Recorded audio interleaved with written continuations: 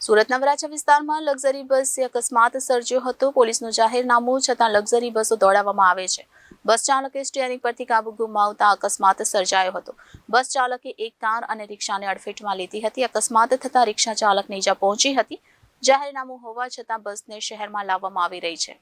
ભરચક વિસ્તારમાં બસનો અકસ્માત થયો હતો, પરંતુ સદનસીબે કોઈ જાનહાનિ સર્જાઈ ન હતી, જેથી લોકોએ રાહતનો શ્વાસ લીધો હતો. સુરતના વરાછા વિસ્તારમાં પુણા બોમ્બે માર્કેટ રોડ પર એક લક્ઝરી બસ અકસ્માતની વણઝાર સર્જી હતી. પૂરપાટ ઝડપે આવતા બસના ચાલકે સ્ટીયરિંગ પરથી કાબુ ગુમાવી દેતા એક કાર, રિક્ષા અને એક બાઇકનો ખુરદો બોલાવી દીધો હતો. સદનસીબે આ અકસ્માતની ઘટનામાં કોઈ જાનહાનિ થવા પામી નથી. જોકે સીસીટીવીમાં આ ઘટના કેદ થઈ જતા અકસ્માતની ગંભીરતા જોઈ શકાય છે. અત્રે ઉલ્લેખનીય છે કે લક્ઝરી બસને સવારે 8 થી રાતના 10 વાગ્યા સુધી સિટીમાં પ્રવેશ પર પ્રતિબંધ છે.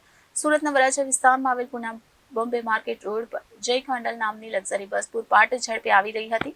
આ રસ્તો સતત ટ્રાફિકથી ધમધમતો હોય છે. દરમિયાન બસના ચાલકે સ્ટીયરિંગ પરથી કાબુ ગુમાવી દીધો હતો.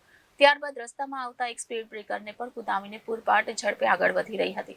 પૂરપાટ ઝડપે દોડતી આ લક્ઝરી બસે પહેલા તો એક કાર અને ત્યારબાદ રિક્ષા અને એક બાઇકને અડફેટમાં લીધું હતું. લક્ઝરી બસની ટક્કર એટલી જોરદાર હતી કે કાર, રિક્ષા અને બાઇકનો ખુરદો બોલી ગયો હતો.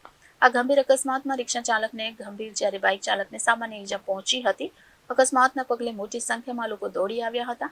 લક્ઝરી બસ એટલી સ્પીડમાં હતી કે ત્રણ વાહનોને અડફેટમાં લીધા બાદ પણ ઊભી રહી ન હતી અને આગળ જતા વધુ વાહનોને અડફેટમાં લઈ તે પહેલા ઘસડાઈને અટકી ગઈ હતી.